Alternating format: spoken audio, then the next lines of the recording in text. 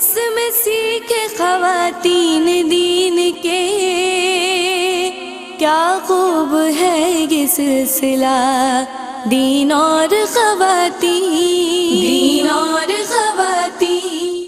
اعوذ باللہ من الشیطان الرجیم، بسم اللہ الرحمن الرحیم، الحمدللہ الذی ہدانا لہذا وما کننا لنہتدی لولا ان ہدانا اللہ۔ یعنی تمام تعریفیں اللہ رب العزت کے لیے ہیں جس نے ہمیں ہدایت کی راہ دکھائی، اور اگر اللہ ہمیں ہدایت کی راہ نہ دکھائے تو ہم کچھ بھی کر نہ پائیں۔ تمام تر درود و سلام ہوں اللہ کے حبیب سید الانبیاء امام الانبیاء حضور جان عالم صلی اللہ تعالی علیہ وآلہ وسلم پر۔ جناب آپ دیکھ رہے ہیں اس ذرائع ناچیز کے ساتھ خواتین کی دینی تربیت اور اصلاح کے تعلق سے ARYQ ٹی وی کی یہ عمدہ کاوش جس کا سرنامہ ہے دین اور خواتین، اور یہ ایمان افروز کاوش ماشاءاللہ کئی برس سے ہو رہی ہے اور الحمدللہ ہم اس کا حصہ بنے ہوئے ہیں۔ یہ سعادت اس ذرائع ناچیز کے حصے میں آ رہی ہے، کرم ہے پروردگار کا، اس کی عطا ہے۔ ہم گزشتہ کئی ایپیسوڈ سے بات کر رہے ہیں جناب قسم کے تعلق سے۔ قسم یعنی اگریمنٹ، اوتھ، حلف ہے، یمین ہے، عہد ہے، اور مستقبل کے ساتھ خاص ہے، یعنی مستقبل میں کسی کام کے کرنے یا نہ کرنے کا پختہ عزم یا ارادہ کرنا معظم شے کے ذکر کے ساتھ۔ ہمیں سمجھایا گیا ان تمام ایپیسوڈز میں کہ اللہ تبارک و تعالیٰ کے دین کی شریعت مطہرہ کی جو تعلیم ہے وہ یہ ہے کہ قسم صرف اللہ تبارک و تعالیٰ کی، اس کے نام کی، اس کی ذات کی، اس کی صفات کی کھائی جا سکتی ہے۔ گزشتہ پروگرام میں ہم نے بات کی کہ قرآن کریم کی بھی قسم کھائی جا سکتی ہے کیونکہ یہ بھی اللہ تبارک و تعالیٰ کی صفت ہے۔ ہم نے بات کی جناب کہ غیر اللہ کی جو قسم ہے، تمہارے سر کی قسم، ابا کی قسم، اماں کی قسم، بچوں کی قسم، میاں کی قسم، بیوی کی قسم، یہ شرعی طور پہ نہ منعقد ہوگی اور نہ ہی کوئی حیثیت رکھتی ہے، معتبر نہیں۔ تو جناب اس کو توڑنے پہ کفارہ بھی لازم نہیں آتا کیونکہ اس کی کوئی حیثیت ہی نہیں ہے۔ ہم نے بات کی قسم کی اقسام کے تعلق سے، یعنی جو یمین لغو ہے کہ آپ ان انٹینشنلی، آپ نہیں جانتے، آپ کے علم میں نہیں ہے، اور کسی ایسی بات کا یعنی خلاف واقعہ بات پہ آپ نے قسم اٹھا لی ہے تو آپ جو یہ قسم اٹھا رہے ہیں یہ یمین لغو ہے۔ آپ کو معلوم ہو جائے آپ نے اللہ تبارک و تعالیٰ کی بارگاہ میں توبہ کر لینی ہے۔ یمین غموس کے حوالے سے حضور نے ہمیں سمجھایا کہ حدیث میں یہ کبیرہ گناہ اسے کہا گیا ہے، یعنی جھوٹی جو قسم ہے یمین غموس، اس سے ہم سب کو بچنا ہے، اور یہ انٹینشنلی یعنی جان بوجھ کے کسی بات پر آپ جھوٹی قسم اٹھا رہے ہیں، اور اس سے اللہ تبارک و تعالیٰ اور اس کے حبیب کی ناراضی ہم مول لے رہے ہیں۔ ہمیں اس سے بچنا چاہیے اور اس پہ گناہگار بھی ہوں گے یقیناً، لیکن کفارہ لازم نہیں آتا۔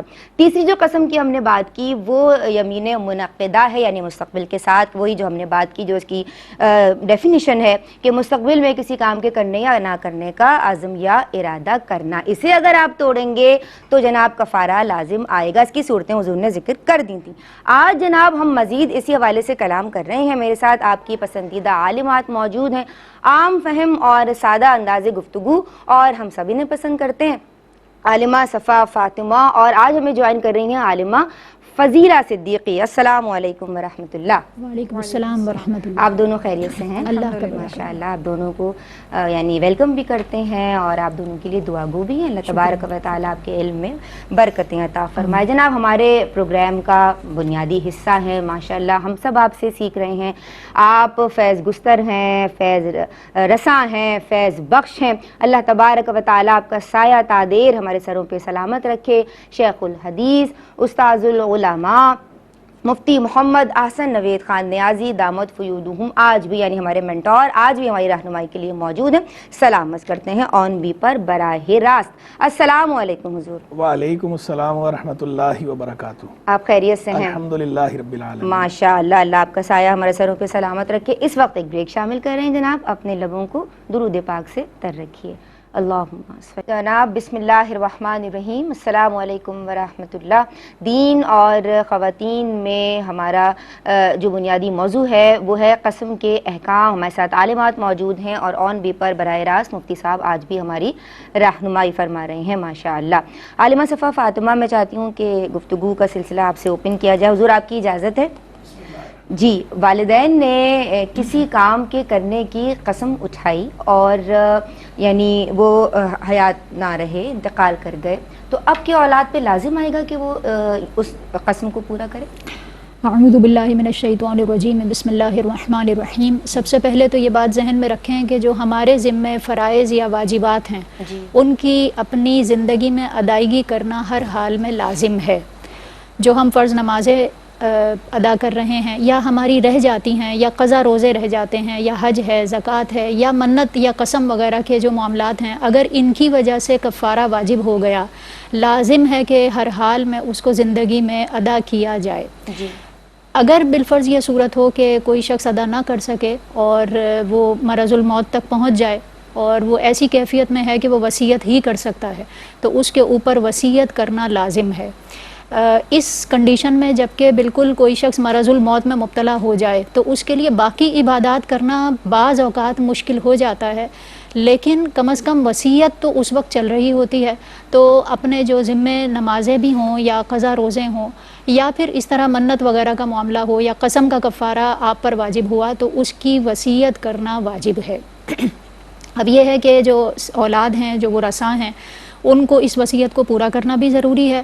پھر وصیت کرنے کے لیے کچھ ترتیب بیان کی گئی ہے۔ سب سے پہلے کفن دفن کا اہتمام ہوتا ہے، پھر اس کے بعد قرضہ ادا کیا جاتا ہے، پھر اس کے بعد وصیت کے مطابق عمل کیا جاتا ہے۔ وصیت 1/3 مال میں سے پوری کی جاتی ہے۔ اگر بالفرض ورثاء سمجھدار ہیں، بالغ ہیں، تو پھر وہ اس سے زیادہ اماؤنٹ میں سے بھی یعنی 1/3 مال سے زیادہ میں بھی وصیت کو پورا کر سکتے ہیں۔ لیکن چونکہ یہاں کفارے کے اعتبار سے بات ہو رہی ہے اور یہ اتنا زیادہ نہیں ہوتا کہ بہت زیادہ اماؤنٹ بن رہی ہو، تو بہرحال اگر یہ کسی شخص نے اپنے مرنے سے پہلے وصیت کر دی تھی تو اس وصیت کو اور اس کفارے کو ادا کرنا اور اس وصیت کو پورا کرنا ورثاء پر لازم ہے۔ اگر بالفرض آپ کو معلوم ہے کہ والدین میں سے کسی نے قسم تو کھائی تھی لیکن اس کی وصیت کرنا بھول گئے یا اس کو پورا نہیں کیا تھا اور پھر اس کی وصیت کرنا بھی بھول گئے، تو پھر ایسے میں مستحب ہے، بہتر ہے، افضل ہے کہ اولاد جو ہے وہ والدین کی طرف سے اس کفارے کو ادا کر دیں۔ جس کا مال ہے اگر اسی کے کام نہ آئے تو پھر کیا فائدہ؟ لہٰذا نمازیں قضا ہوں یا اس طرح کے منت وغیرہ کے معاملات ہوں یا قسم کا کفارہ ہو تو اس کو میت کے یعنی انتقال کے بعد ورثاء اس وصیت کو پورا کر دیں۔ اگر کوئی اپنی وصیت نہ بھی کر سکا تو پھر بھی ان کی جانب سے اگر معلوم ہو تو کفارہ ادا کر دیا جائے۔ جی، اور معلوم رہنا بھی چاہیے نا، یعنی آگاہ رہنا چاہیے نا ایک دوسرے کے حال سے۔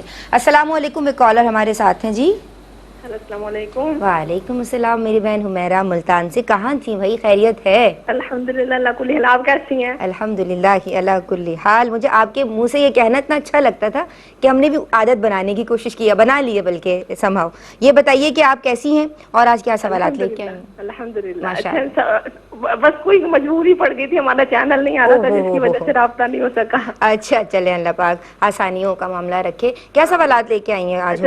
پہلا سوال یہ ہے کہ بعض دکاندار حضرات ہوتے ہیں جو نا اپنا نا خراب مال یا کوئی چیز بیچنے کے لیے بہت زیادہ قسمیں کھاتے ہیں، تو ایسی قسموں کی شرعی حیثیت کیا ہوتی ہے؟ اچھا ٹھیک ہے۔ اور دوسرا سوال یہ ہے کہ اگر نماز پڑھنے کے دوران دو سجدوں کے بیٹھنے کا، اس میں اگر کسی نے اللہم صلی علی محمد درود پاک پڑھ لیا تو کیا سجدہ صاحب کرنا ہوگا؟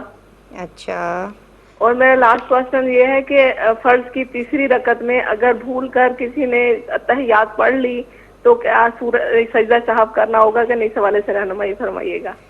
السلام علیکم ورحمۃ اللہ وبرکاتہ۔ وعلیکم السلام ورحمۃ اللہ وبرکاتہ۔ جناب ٹھیک ہے، میں آپ کی سمت آؤں گی، اور عالمہ فضیلہ مجھے یہ بتائیے کہ شکر نہ کھانے کی قسم کھا لی، اب سامنے آ گئی کھیر یا آ گئی آئس کریم، اور جو سامنے والی ہے اسے یہ دونوں چیزیں محبوب بھی ہیں، پسند بھی ہیں، تو اگر وہ دونوں چیزیں کھا لی یا ان میں سے کوئی ایک کھا لی تو کیا حکم شرع ہوگا جناب؟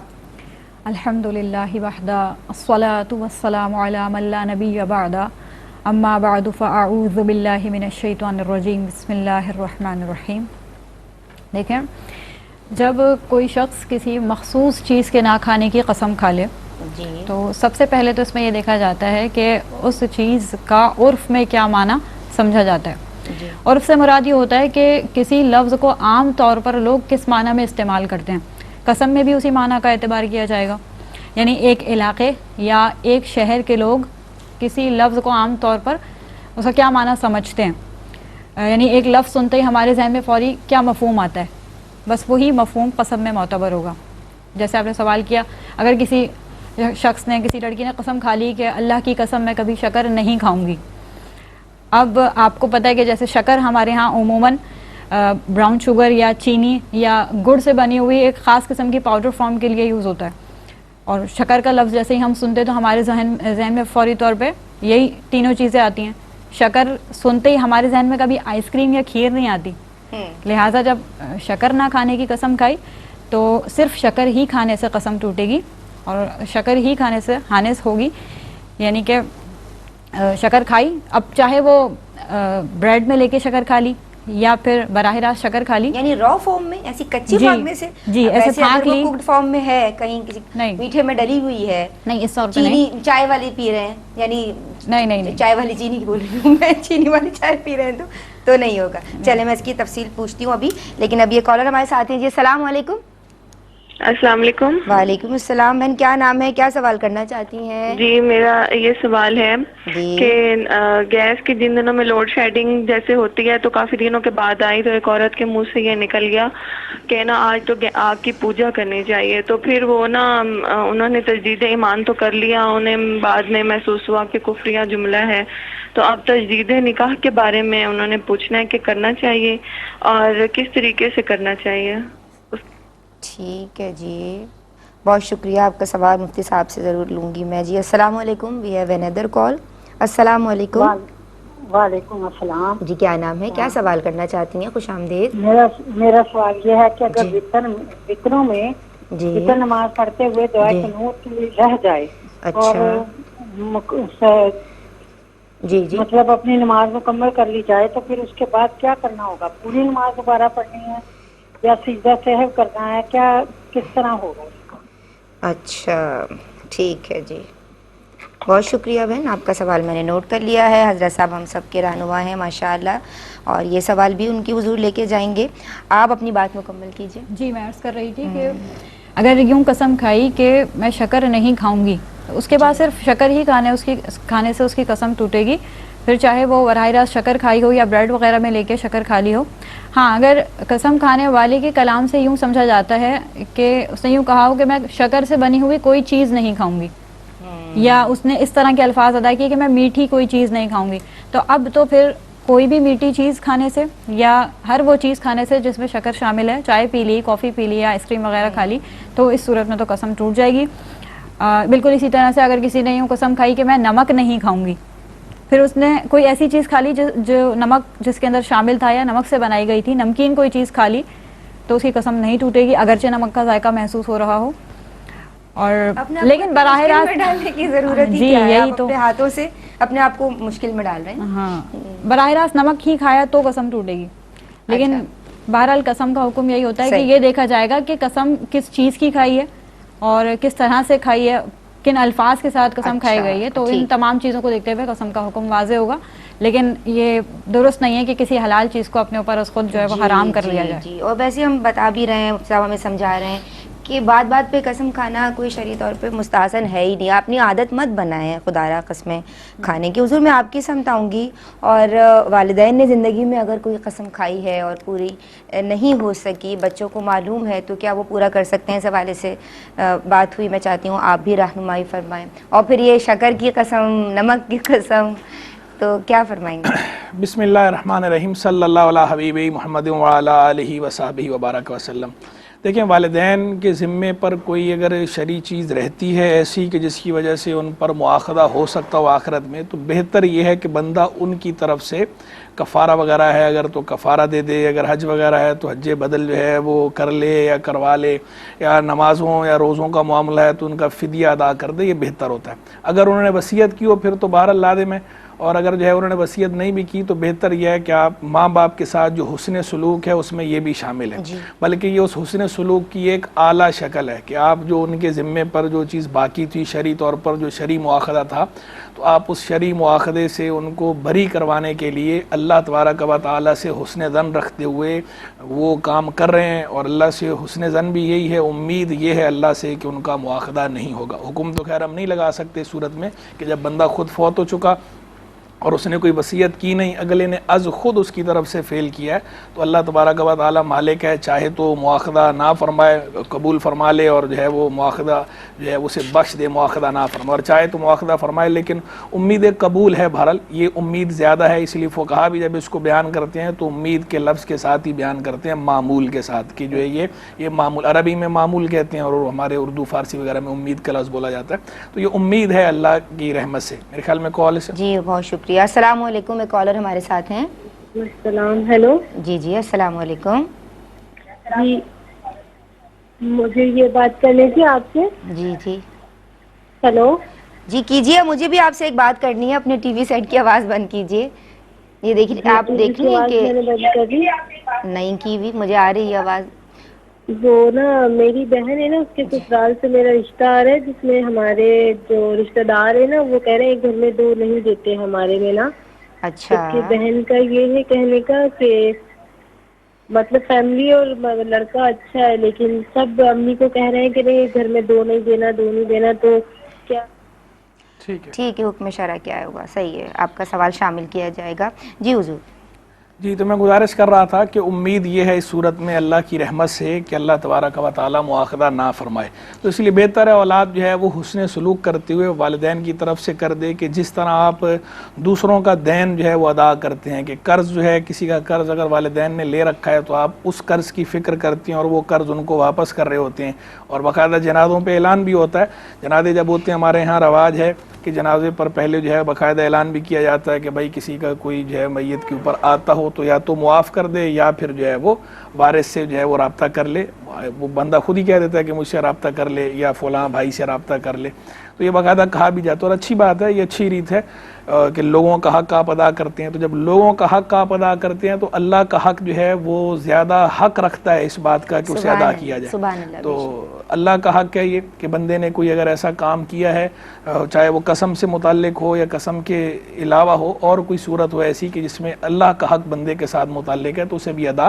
کرنا چاہیے، بہرحال یہ کرنا چاہیے۔ باقی رہ گئی بات جو ہے قسم کی، تو قسم کے بارے میں ہم کئی مرتبہ پہلے بھی یہ بات کہہ چکے ہیں مختلف پروگرامز کے اندر کہ بار بار جو ہے یہ قسمیں اس طرح نہیں کھانی چاہیے، آپ جو ہے وہ بوقت ضرورت قسم کھایا کریں، بوقت ضرورت قسم کھانی چاہیے، ہمیشہ قسم نہیں کھانی چاہیے، بات بات پہ قسمیں، اور یہ چھوٹی چھوٹی باتوں کو تو ویسے ہی قسموں میں نہیں لانا چاہیے، پھر اس کے بعد احکام جب ان کے بتائے جاتے ہیں تو پھر اب کہتے ہیں اب ہم کیسے ادا کریں، جب کفارے کا بتایا جائے تو پھر ظاہری بات ہے جب جیب سے کچھ جاتا ہے بندے پہ گراں گزرتا ہے، اب گراں گزرتا ہے، پھر اب بہانے کرتے ہیں، پھر کہتے ہیں اللہ معاف کرنے والا ہے، اللہ غفور الرحیم ہے، ہم ایسی معافی مانگ لیتے ہیں اللہ معاف کر دے گا، یہ اللہ کے ہی احکام ہے، یہ آپ آگے ایک مستقل اور جرم کر رہے ہیں، ایک جرم تو آپ نے پہلے کیا، اب جب آپ کو بتایا جا رہا ہے دوسرا جرم آپ ایک اور کر رہے ہیں، یعنی آپ اللہ کے اس حکم کو سن کر بجائے سر تسلیم خم کرنے کے آپ آگے سے اس میں چور دروازہ نکال کر آڑ لے رہے ہیں اور کہہ رہے ہیں کہ اللہ معاف کرنے والا ہے، تو یعنی گویا کہ آپ خود اب ایک انٹینشن اور آ گئی، چلے پہلے تو پھر یہ تھا کہ آپ کے پاس کہنے کو ایک عذر تھا کہ بھئی آپ کو پتہ نہیں تھا، مسئلہ معلوم نہیں تھا، وہ بھی کہنے کا عذر تھا لیکن ایسے ہی عذر تھا، لیکن ابھی تو آپ کے پاس کہنے کو بھی عذر نہیں بچا، اب تو آپ کو مسئلہ معلوم ہو گیا، پتہ چل گیا، اب آگے سے جو آپ کا ری ایکشن ہے یہ تو اور زیادہ خطرناک ہے۔ میرے خیال میں کالر ہے۔ جی بالکل کالر ہیں۔ جی السلام علیکم۔ جی بہن کیا نام ہے، کیا سوال کرنا چاہتی ہو؟ میرا نام عشرا ہے اور مجھے یہ سوال پوچھنا ہے کہ جی روزے کی حالت میں اگر کوئی غلطی سے کچھ کھا لیں یا کوئی بھی، تو کیا اس سے روزہ ٹوٹ جاتا ہے یا مقبول؟ اچھا ٹھیک ہے، بہت شکریہ بہن۔ جی حضور۔ جی تو میں گزارش کر رہا تھا کہ تو اس طرح بات بات پہ قسمیں کھانی بھی نہیں چاہیے، اور جب آپ کو شرعی مسئلہ معلوم ہو جائے تو اس کے بعد جو ہے یہ جذبہ ہونا چاہیے مسلمان کے اندر اللہ اور اللہ کے رسول علیہ السلام کے آگے سرنڈر کرنے کا، سر تسلیم خم کرنے کا کہ ہم نے ماننی ہے بات، اور اگر کوئی کوتاہی ہم سے ہو گئی ہے، اچھا انسان وہ ہوتا ہے کہ جو توبہ کر لے، رجوع کر لے، اپنی اصلاح کر لے۔ حدیث شریف کے اندر فرمایا گیا کہ لوگ سارے کے سارے بنو آدم سارے کے سارے خطاؤن، یہ سب خطا کرنے والے ہیں، پھر آگے فرمایا وخیر الخطا الخطائین التوابون، اور ان خطا کرنے والوں میں سب سے اچھے لوگ کون ہیں؟ جو توبہ کر لیتے ہیں۔ تو انسان ہے، اگر آپ سے کوئی غلطی ہو گئی ہے، آپ کو جب شرعی حکم معلوم ہو گیا، آپ اپنی اس غلطی کی اصلاح کر لیں، اللہ سے رجوع کریں، توبہ کر لیں، آپ کا معاملہ جو ہے وہ نیٹ اینڈ کلین فیئر، آپ کا نام ہے اعمال دوبارہ التائب من الذنب کمن لا ذنب لہ، لیکن یہ کہ توبہ کرنے والا گناہ سے ایسے جیسے اس نے گناہ کیا ہی نہیں۔ سبحان اللہ سبحان اللہ، یہ ہمارے رب کی شان ہے، وہ معاف فرما دیتا ہے۔ ایک بریک شامل کر رہی ہوں پروگرام میں، جناب اپنے لبوں کو درود پاک سے تر رکھیے۔ بسم اللہ الرحمن الرحیم، السلام علیکم ورحمۃ اللہ۔ جناب دین اور خواتین میں ہم بات کر رہے ہیں قسم کے احکام کے تعلق سے، اور بریک سے قبل شیخ الحدیث استاذ العلماء ہم سب کی رہنمائی فرما رہے تھے۔ حضور آپ کی بات مکمل ہو گئی تھی؟ ٹھیک ہے، میں آپ کی سمت آؤں گی عالمہ صفا فاطمہ۔ اور اکثر لڑائی جھگڑے کے دوران ایسا کہہ دیا جاتا ہے میں تو فلاں کے گھر قدم بھی نہ رکھوں، میں تو فلاں کے گھر کا پانی بھی نہیں پیوں گی۔ اب اگر وہ فلاں جناب گھر ہی چینج کر دے تو سچویشن تو چینج ہو گئی، اب کیا حکم شرع ہوگا؟ جی بالکل، لڑائی جھگڑے کے موقع پر ہی اس طرح کی باتیں زیادہ تر سامنے آتی ہیں۔ مکان کی اہمیت بیسیکلی مکین سے ہوتی ہے، تو اگر اس سے ناراض، کیونکہ ایسی قسمیں ناراضگی کی وجہ سے کھائی جاتی ہیں، تو وہ جہاں رہتا ہے وہی مکان مراد ہوتا ہے عام طور پر۔ مثال کے طور پر وہ کسی کرائے کے گھر میں رہتا ہے، وہی مکان مراد ہوگا۔ اگر یہ چینج کر لیا جائے گھر، یا اپنے ہی گھر میں رہتے تھے اور اس گھر کو تبدیل کر لیا، تو جہاں وہ لوگ رہتے ہوں گے جن کے بارے میں جن سے کلام نہ کرنے کی قسم کھائی تھی، وہی گھر مراد ہوگا، اور اگر وہاں داخل ہوں گے تو قسم ٹوٹ جائے گی۔ اچھا، یہاں پر یہ بات بھی ذہن میں رکھیں کہ بعض اوقات ایسا ہوتا ہے کہ کسی خاص علاقے میں گھر ہو اور اس گھر میں ہی نہ جانے کی قسم کھائی ہو، تو پھر وہاں پر صرف اسی مکان سے ریلیٹڈ یہ قسم ہوگی، اور اگر یہی لوگ کہیں اور شفٹ ہو جاتے ہیں تو پھر وہاں اس قسم کا اعتبار نہیں ہوگا۔ باقی رہا یہ کہ کسی کے گھر سے پانی نہیں پیوں گی، تو یہ بھی ناراضگی کے اظہار کے لیے ہی ہوتے ہیں، اور کہنے کا مطلب یہ ہوتا ہے کہ ادنا سے ادنا چیز بھی ان کے گھر کی استعمال نہیں کریں گے اس ناراضگی کی وجہ سے۔ تو کھانا کھائیں یا پانی پئیں، ان سب چیزوں کو اس کے اندر ہی شامل کیا جائے گا، اور ان کے گھر کی کوئی بھی کھانے پینے کی چیز استعمال کی تو اس صورت میں قسم ٹوٹ جائے گی۔ اچھا، باقی یہ ہے کہ بعض اوقات ایسا ہوتا ہے کہ کسی کے گھر کا پانی کھارا ہے یا گندا ہے، اور اس کی وجہ سے قسم کھا لی ہے کہ ان کے گھر کا پانی نہیں پئیں گے، تو پھر خاص ظاہر ہے کہ اسی پانی سے متعلق یہ قسم ہے، تو یہیں تک اس کا اثر باقی رہے گا، اور انہی کے گھر کا یا اسی گھر کا پانی پیا تو ہی قسم ٹوٹے گی۔ باقی رہا یہ مسئلہ کہ اس طرح کی قسمیں کھانی چاہیے یا نہیں، تو بارہا اس کا ذکر ہو چکا کہ اس طرح کی باتوں کا اگر ذکر کر بھی دیا ہے تو بغیر قسم کے بھی تو ذکر کیا جا سکتا ہے، اور اپنا ارادہ ظاہر کیا جا سکتا ہے۔ اور باقی رہا یہ کہ قطع کلامی کی یا کسی کے سے قطع تعلق کی قسم کھانا، تو ظاہر ہے کہ یہ گناہ کی قسم ہے، اور جب گناہ کی قسم کھائی جائے تو اس کا حکم یہ ہوتا ہے کہ اس قسم کو توڑ کر اس کا کفارہ دیا جائے گا۔ جناب یہ تو کہیں جانے آنے کی بات ہے، فلاں کا ذکر ہو رہا ہے، یعنی ایسا معلوم شخص، نون پرسن، جس کا ہم نام نہیں لے رہے، وداؤٹ ٹیکنگ ہز اور ہر نیم۔ تو اب یہ بتائیے کہ اب اگر کوئی بہن یہ قسم کھا رہی ہے کہ میں فلاں شخص سے بات نہیں کروں گی، تو کیا اس کو اگر ٹیکسٹ میسیجز بھیج دیے یا ای میل کر دی، تو یعنی ڈیجیٹلی ہم نے اس سے رابطہ کر لیا، تو اندر شرع کیا حکم ہوگا؟ دیکھیں، اگر کسی شخص نے اس طرح قسم کھائی کہ میں فلاں سے بات نہیں کروں گی یا بات نہیں کروں گا، تو سب سے پہلی بات تو اس طرح کی قسمیں ناراضگی کی وجہ سے عموماً کھائی جاتی ہیں، اور بات کرنے میں عموماً گفتگو یا کلام کرنے میں ہم زبان کا اعتبار کرتے ہیں، لیکن چونکہ اگر آج دور حاضر کی اگر ہم بات کریں تو ہمارے ہاں یہ کمیونیکیشن واٹس ایپ یا ای میل یا ٹیکسٹ میسیجز جو ہوتے ہیں، اس کو بات کرنے گفتگو کے زمرے میں لیا جائے گا، کیونکہ اب ہم اسی طور پہ بات کرتے ہیں، اور یہ بات کرنا ہم کنسیڈر کرتے ہیں، اس کو بات کرنا کہا جاتا ہے۔ جی بالکل۔ تو اس طرح اگر کسی نے قسم کھا لی کہ میں فلاں سے بات نہیں کروں گی، اور پھر ٹیکسٹ میسیج کر دیا یا ای میل کر دی، واٹس ایپ کر دیا، تو قسم ٹوٹ جائے گی۔ ٹھیک ہے۔ لیکن اگر کسی نے یوں قسم کھائی کہ میں بات نہیں کروں گی، اور پھر اشارے سے بات کر لی، یا پھر جیسے کسی شخص کے ذریعے سے اپنی بات کنوے کر دی، تو اس صورت میں تو قسم نہیں ٹوٹے گی۔ اچھا، باقی رہا اس طرح کی قسموں کا شرعی حکم کیا ہے، تو ظاہر ہے کہ یہ قطع کلامی کی قسم ہے، قطع کلامی جو ہے وہ گناہ ہے۔ سرکار علیہ الصلوۃ والسلام نے فرمایا کہ جو تم سے توڑے تم اس سے جوڑو، تو قطع کلامی کی قسمیں نہیں کھانی چاہیے، اسے گریز کرنا چاہیے، جیسے کہ عالمہ صاحبہ نے فرمایا کہ اس طرح کی قسموں کا حکم یہی کہ ان کو توڑنا واجب ہے، اور پھر اس کا کفارہ دیا جائے گا، اور کفارہ پچھلے پروگرامز میں اچھی طرح بیان کیا جا چکا ہے۔ جی بہت شکریہ۔ حضور اس حوالے سے آپ رہنمائی فرمائیں گے یا میں کالرز کے سوالات شامل کروں؟ بس صرف جو ہے وہ ایک بات جو ہے میں اس کی وضاحت کر دوں کہ یہ بعض کا پہلے بھی ہم بیان کرتے رہے ہیں کہ کفارہ جو ہے وہ بہتر ہو تو کفارہ دے دے، قسم جو ہے وہ کھا لے، کفارہ قسم کے خلاف عمل کر لے، قسم توڑ دے اور کفارہ دے دے. تو اس میں ایک وضاحت کر دوں کہ یہ جب ہم یہ کہتے ہیں نا کہ قسم توڑ دے اور کفارہ ادا کر دے، یعنی یہ قسم توڑنا اس کے لیے مستحب ہے یا قسم توڑنا واجب ہے، تو توڑنے کی جب ہم بات کر رہے ہوتے ہیں تو اس میں یہ ملحوظ رہے کہ یہ کفارہ جو ہے قسم توڑنے کے بعد ہی ہوگا. نہیں ایسا نہیں ہو سکتا کہ آپ نے بھی قسم توڑی نہیں، پہلے کفارہ دے دیا، آپ نے کہا کہ چلو میں پہلے کفارہ دے دیتا ہوں پھر قسم توڑوں گا، ایسا نہیں ہوگا. اگر آپ نے قسم توڑنے سے پہلے کفارہ ادا کر دیا تو وہ آپ کا کفارہ کنسیڈر نہیں ہوگا.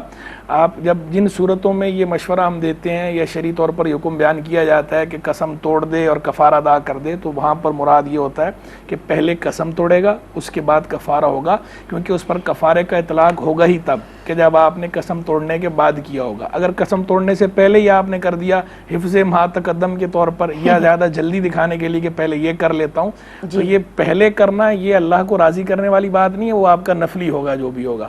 جو فرض کفارہ آپ کے ذمہ جو لازم ہونا ہے جو آپ نے ادا کرنا ہے، وہ جب تک جو ہے وہ جرم پایا نہیں گیا اس وقت تک جو ہے وہ اس کا کفارہ بنے گا نہیں نا. کفارہ جو ہے وہ جنایت پر ہے، تو جنایت جب ہوگی تو کفارہ ہوگا. ٹھیک ہے. تو وہ جب قسم آپ توڑیں گے تو اس قسم توڑنے پر جو کفارہ لازم ہوتا ہے وہ توڑنے کے بعد ہی ہے. اگر کسی نے پہلے ادا کر لیا تو پہلے والا نفل ہو گیا، اب جو ہے اسے دوبارہ قسم توڑنے کے بعد الگ سے وہ کفارہ بہرحال دینا ہوگا. جناب کالرز کے سوالات کے ساتھ حمیرہ بہن نے ملتان سے کال کی، یہ پوچھتی ہیں کہ دکاندار حضرات اپنا خراب مال بیچنے کے لیے بھی جھوٹی قسم اٹھا لیتے ہیں، تو کیا حکم شرع ہوگا؟ پہلے بھی ہم یہ بتا چکے کہ حدیث طیبہ کے اندر یہ بات باقاعدہ فرمائی گئی ہے کہ جو قسم کھانا ہے یہ مال تو بکوا دیتا ہے مگر اس کی برکت کو جو ہے وہ ممحق للبرکہ، برکت اس کی مٹ جاتی ہے قسم کی وجہ سے. تو جو حلف ہے جو قسم کھانا ہے مال پہ، یہ تو ویسے ہی بچنا چاہیے قسم کھانے سے. اور جو بیوپاری حضرات یا جو تاجر حضرات جو ہے وہ اس طرح بات بات پہ قسمیں کھاتے ہیں تو ان میں اکثریت وہ ہوتی ہے کہ جو جھوٹی قسم کھا رہے ہوتے ہیں. تو جھوٹی قسم تو ویسے ہی کبیرہ گناہ ہے. جھوٹی قسم کبیرہ گناہ باقاعدہ حدیث سے ثابت ہے، کوئی ہلکا جرم نہیں ہے. اور جو کبیرہ گناہ ہوتا ہے اس کی جو نحوستیں ہوتی ہیں وہ ظاہر ہوتی ہیں بندے کے دنیاوی معاملات کے اندر بھی. تو اس لیے جو ہے وہ اس سے ڈرنا چاہیے، اللہ کے حکم کو ہلکا نہیں سمجھنا چاہیے اور کبائر سے اجتناب کرنا چاہیے. جھوٹی قسم بالکل نہیں کھانی چاہیے. اور سودا وقتی طور پر آپ جو ہے وہ جو رزق اللہ نے آپ کے نصیب میں لکھا ہے وہ آپ کو مل کے رہے گا. آپ اس پہ جو ہے وہ پورا یقین رکھیں، یقین تام رکھیں اس بات پر کہ جو اللہ نے میرا رزق لکھا ہے وہ مجھے ملے گا. جو آپ سے کا سودا جو بکنا ہے وہ بہرحال بکنا ہے. آپ جو ہے وہ قسم کھائیں یا نہ کھائیں، تو کیوں آپ قسم کھا کے اور بالخصوص جھوٹی قسم کھا کے اپنے رزق کی برکت کو بھی ختم کر رہے ہیں اور گناہ بھی اپنے ذمے لے رہے ہیں. وہ بڑا ہی مشہور واقعہ ہے، بزرگ کی طرف جو منسوب ہے کہ وہ ایک دفعہ نماز پڑھنے کے لیے تشریف لائے، زرہ تھی تو انہوں نے جو ہے وہ اپنی زرہ جو ہے وہ پکڑائی کسی کو، بندے کو، کہ تم پکڑ لو میں مسجد کے اندر سے نماز پڑھ کے آتا ہوں. مسجد سے باہر نکلے، دل میں خیال آیا نماز پڑھنے کے بعد کہ بندے کو میں نے زرہ دیے تو میں اسے جو ہے وہ 2 درہم اس کے عوض میں دے دیتا ہوں یا 2 دینار اس کے عوض میں دے دیتا ہوں. چلو اس نے میری چیز کی حفاظت کی. تو باہر نکلے دیکھا بندہ موجود ہی نہیں ہے، غائب ہے. خیر وہ چل پڑے تو بازار سے گزر ہوا تو دیکھا وہیں ایک دکان پہ وہی زرہ رکھی ہوئی نظر آئی. تو اس سے پوچھا مالک سے کہ جو دکاندار تھا کہ یہ زرہ کہاں سے آئی؟ کہا ابھی تھوڑی دیر پہلے ایک بندہ جو ہے وہ 2 درہم میں بیچ کر گیا. تو انہوں نے کہا کہ دیکھو اللہ نے اس کے نصیب میں 2 درہم لکھے ہوئے تھے، اسے میں نے دینے تھے، وہ حلال طریقے سے ملتے، لیکن اس نے حلال طریقے کی بجائے حرام طریقے سے لینے کو پسند کیا اور اپنے ذمہ ببال لیا. تو جو رزق ہوتا ہے وہ بہرحال آپ کو ملنا ہوتا ہے. تو آپ جو ہے بلا وجہ جو ہے وہ انفیئر مینز یوز نہ کریں، یہ جو غلط طریقے ہیں، ناجائز طریقے اختیار نہ کریں. اچھا حضور، یہ 4 رکعت کی نماز کے حوالے سے غالباً سوال آیا تھا کہ 2 سجدوں کے درمیان جو بیٹھا جا رہا ہے تو درود پاک اگر کسی نے پڑھ لیا تو کیا سجدہ سہو کرنا ہوگا؟ یہ 4 رکعت کی بات میرے خیال میں نہیں ہے، انہوں نے جنرل کہا کہ 2 سجدوں کے بیچ میں جو ہے وہ درود شریف اگر اللہم صلی علی سیدنا مولانا محمد پڑھ لیا تو جنرل. دیکھیں پہلے تو یہ بات سمجھ لیں کہ درود شریف بھی دعا ہے دعا کے بارے میں جو ہے وہ حکم یہ ہے ہماری فقہ حنفی کے اندر جی کہ جو نوافل ہیں نوافل میں تو اجازت ہے، فرض کے اندر بھی اجازت ہے، گناہ نہیں ہے، لیکن فرض کے اندر بہتر یہ ہوتا ہے طویل دعا مکروہ ہے۔ اچھا تو معمولی دعا صرف اللہ مغفر لی کہنا، اتنی دعا جو ہے اس کی اجازت جو ہے وہ ہمارے فقہائے حنفیہ نے بھی دے رکھی ہے، اور باقاعدہ حضور جان عالم علیہ السلام سے بھی ثابت ہے 2 سجدوں کے بیچ میں مختصر دعا مانگنا۔ تو مختصر دعا چونکہ سرکار علیہ السلام سے ثابت ہے تو اس کو دیکھتے ہوئے اگر صرف اتنے کلمات کوئی کہتا ہے یا کہتی ہے اللہم صلی علی سیدنا محمد وعلی آلہ وبارک وسلم کہہ لیتی ہے تو اس میں کوئی گناہ نہیں ہے یا یہ مکروہ تحریمی نہیں ہے، نماز پہ اثر نہیں پڑتا۔ بہتر یہ ہے کہ نوافل کے اندر کہا جائے، نوافل میں تو کیونکہ خاتون ہیں پوچھنے والی اور خواتین کی جماعت وغیرہ تو ہوتی نہیں ہے، ویسے ہی انہوں نے جو ہے وہ الگ سے پڑھنی ہوتی ہے، فرض بھی الگ سے پڑھنے ہیں، نوافل بھی الگ سے پڑھنے ہیں۔ نوافل میں تو ویسے بھی طویل دعا کی بھی اجازت ہے، اور فرض کے اندر بھی امام کو یہ ہوتا ہے کہ مقتدیوں پر گرانی ہوتی ہے، مقتدیوں پر تخفیف کرنا اس کے لیے امام کے لیے مستحب ہوتا ہے، تو بہتر یہ ہوتا ہے کہ طویل دعا نہ کرے، اس لیے منع کرتے ہیں۔ تو کوئی خاتون اکیلی اگر نماز پڑھ رہی ہیں اس کے اندر جو ہے وہ درود شریف اس طرح 2 سجدوں کے بیچ میں پڑھ لیتی ہیں تو اس میں کوئی قباحت نہیں ہے، کوئی کراہت نہیں ہے، نماز ہو جائے گی۔ میں ریکمینڈ نہیں کر رہا کہ آپ یہ کریں ہی کریں، لیکن کوئی کر لیتی ہے، کوئی کر لے تو اس پر کوئی جو ہے سجدہ سہو وغیرہ لازم نہیں ہے۔ یہ تو بات ہو گئی 2 سجدوں کے بیچ میں۔ اچھا اب رہ گئی بات اگر اتحیات کا سوال تھا جی، وہ اتحیات والی بات یہ ہے کہ اگر جو قاعدہ ہے قاعدہ اولا کے بعد اگر کسی نے جو ہے وہ درود شریف پڑھا، عبدہ و رسولہ تک پڑھ کے کھڑا ہونا ہوتا ہے، تو اگر کسی نے درود شریف پڑھا اللہم صلی علی محمد یا اللہم صلی علی سیدنا، اتنی مقدار میں پڑھ لیا کہ جس سے جملہ تام ہو جاتا ہو، پورا سینٹینس بن جاتا ہو، تو اس صورت میں اگر جان بوجھ کر ایسا کیا تو سجدہ، جان بوجھ کر کیا تو خیر پھر تو معاملہ الگ ہے، بھولے سے ہو گیا تو سجدہ سہو لازم ہو جاتا ہے۔ اس صورت میں فقہ حنفی کا مسئلہ یہ ہے۔ تو وہ جو اتحیات والی صورت ہے وہ الگ ہے، قاعدہ اولا میں اتحیات پڑھنے کے بعد درود شریف پڑھنا مکمل، اور ویسے نماز کے 2 سجدوں کے بیچ میں جو ہم بیٹھتے ہیں جیسے سجدہ، 2 سجدوں کے بیچ میں جو ہم بیٹھتے ہیں جیسے جلسہ کہا جائے، تو اس جلسے کے اندر جو ہے درود شریف پڑھنا الگ ہے۔ جلسے میں کوئی درود شریف پڑھ لیتا ہے تو اس میں کوئی قباحت نہیں ہے، ہو جاتی، جائز ہے، نماز بھی ہو جاتی ہے۔ اچھا باقی انہوں نے آگے جو پوچھا تھا سوال انہی بہن نے کہ تیسری رکعت کے اندر اگر جو ہے وہ اتحیات پڑھ لی بھولے سے، جی بھول سے پڑھ، بھولے سے تیسری رکعت اتحیات پڑھ لی تو سجدہ صاحب ہوگا، سجدہ صاحب ہوگا۔ اچھا گیس کی لوڈ شیڈنگ کی وجہ سے کسی عورت نے یعنی کافی عرصے کے بعد آئی تو کہا اب تو اس آگ کی پوجا کرنی چاہیے، کفریہ جملہ نکل گیا، کہتی ہے کہ میں نے تجدید ایمان تو کر لیا، اب نکاح کی بھی تجدید ہوگی کیا؟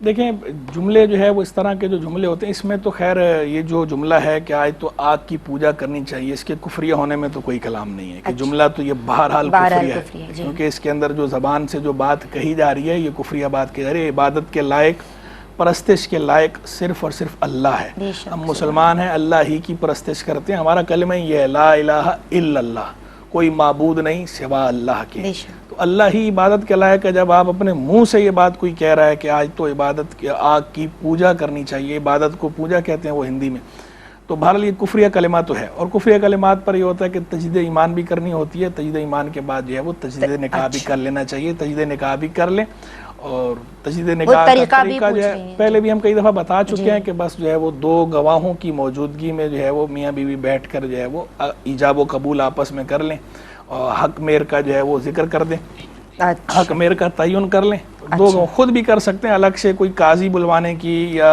امام صاحب کو یا نکاح خواہ کو بلوانے کی ضرورت بھی نہیں ہے، میاں بیوی خود بیٹھ کے بھی کر سکتے ہیں، بس جو ہے وہ 2 گواہ ہونے چاہیے، بچے لیکن جو ہے وہ نابالغ بچے گواہ نہیں بن سکتے، بالغ ہونے چاہیے۔ اچھا وطر میں اگر دعائے قنوت رہ جاتی ہے اور نماز بھی مکمل کر لی ہے اب کیا کرنا ہوگا؟ ایسی صورت میں جو ہے وہ چونکہ دعائے قنوت پڑھنا واجب تھا، یہ انہوں نے واجب ترک کیا، اور سید اگر جو ہے وہ سلام پھیرا ہے اور سلام پھیرنے کے بعد کوئی اور ایسا کام نہیں کیا تھا جو نماز کے منافی ہو، پھر تو فوراً سجدہ صاف کر کے آگے اتحیات سے لے کر آخر تک پڑھ کے مکمل کر لیں، ہو جائے گی نماز۔ لیکن اگر جو ہے کوئی ایسا کام کر لیا جو نماز کے منافی تھا، مثلا بات چیت وغیرہ، تو اس صورت میں پھر جو ہے وہ اب انہیں اثر 9 وطر پڑھنے پڑیں گے۔ بہن کے سسرال سے رشتہ آ رہا ہے، گھر میں 2 بہنیں وہ نہیں دینا چاہ رہے، تو کیا حکم شرع ہوگا؟ بہن کے سسرال نہیں، وہ تو دینا چاہ رہے ہیں، وہ کہہ یہ رہی ہیں کہ لوگ امی کو کہہ رہے ہیں اچھا۔ رشتہ تو جب آ رہا ہے تو مطلب یہ وہ دینا چاہ رہے ہیں، اور یہ لینا بھی چاہ رہے ہیں اس لیے کہ امی جو ہے وہ تو یہ کہہ رہے ہیں رشتہ اچھا ہے، آپس میں باتیں یہی ہو رہی ہیں، لیکن لوگ یہ کہہ رہے ہیں کہ ایک ہی گھر میں جو ہے وہ دو بہنیں نہ دو، یہ ٹھیک نہیں ہوتا۔ اچھا، تو یہ وہ پوچھنا چاہ رہے ہیں۔ دیکھیں شرعی طور پر تو اس میں کوئی مسئلہ نہیں ہے، شریعت مطہرہ نے اس میں آپ کو جو ہے وہ چوائس دی ہے، آپ اپنے جو ظاہری احوال ہیں اس کو دیکھ کر جو آپ کو صحیح لگتا ہے اس کے مطابق جو فیصلہ کر لیں۔ شریعت نے کوئی آپ پہ یہ پابندی نہیں لگائی کہ ایک گھر میں جو ہے وہ دو بہنیں نہیں جانی چاہیے، جا سکتی ہیں، نہ شریعت نے اس کو لازم کیا کہ نہیں دو بہنیں ایک گھر میں جانی ہی جانی چاہیے۔ اور رہ گئی بات جو ہے وہ تجربے کی، تو تجربہ اور مشاہدہ بھی الگ الگ ہے۔ بعض اوقات بعض گھر ایسے ہیں کہ وہاں پر دو بہنیں گئی ہیں اور دونوں بہنیں خوش ہیں، بہت ہنسی خوشی زندگی گزار رہے ہیں، خوشحال زندگی گزار رہے ہیں، اور بعض جگہوں پر اس کے برعکس بھی تجربہ اور مشاہدہ سامنے ہے لوگوں کا کہ جب دو سب کا مشاہدہ الگ بھی ہو سکتا ہے، مشاہدہ الگ الگ ہے، تو بس آپ اپنے احوال ظاہری احوال دیکھ کر اس کے مطابق جو ہے جو آپ کو مناسب لگتا ہے وہ فیصلہ کریں۔ شرعی طور پر اس میں کوئی جو ہے قباحت نہیں ہے۔ روزے کی حالت میں غلطی سے کچھ کھا لیا تو کیا حکم ہوگا؟ روزے کی غلطی سے کھا لیا روزہ تو جو ہے وہ اگر غلطی سے کھایا ہے تو اس صورت میں تو حدیث شریف کے اندر آیا نا کہ روزہ جو ہے غلطی کا مطلب ایک ہوتا ہے بھولے سے کھانا اور ایک ہوتا ہے جان غلطی سے کھایا۔ غلطی اگر بھولنے والی نہیں ہے پھر تو روزہ ٹوٹ گیا، لیکن اگر بھولنے والی غلطی ہے کہ روزہ یاد ہی نہیں تھا، کچھ کھا لیا اور جیسے یاد آیا پھینک دیا، تھوک دیا، تو اس صورت میں جو ہے وہ روزہ پورا کرے، حدیث میں اللہ نے کھلایا پلایا پورا کرے روزہ۔ سبحان اللہ، بہت شکریہ مفتی صاحب آپ کا، عالمات میں آپ دونوں کی شکر گزار ہوں، ماشاءاللہ اچھے جوابات، اور آج بھی بہت اچھا موضوع تھا، بہت اچھی گفتگو رہی۔ ناظرین آپ لوگوں کا بہت شکریہ کہ آپ لوگ کالز کرتے ہیں اور اپنے سوالات اور مسائل اس پلیٹ فارم تک لے کے آتے ہیں، قرآن و سنت کی روشنی میں حضرت صاحب ان سوالات کے جوابات دیتے ہیں۔ اللہ تبارک و تعالیٰ سے ان کے لیے ہم سب کے لیے دعا کیجیے، اللہ تبارک و تعالیٰ آپ سب سے راضی ہو اور آپ سب کا خاتمہ، ہم سب کا خاتمہ ایمان پہ فرمائے۔ السلام علیکم ورحمۃ اللہ۔ بہرے نصاب دیکھیے آقا کے فرامی، اوجے کمال پر ہے وہ تابندہ مضامی، احکام اس میں سیکھے خواتین دین کے، کیا خوب ہے یہ سلسلہ دین اور خواتین۔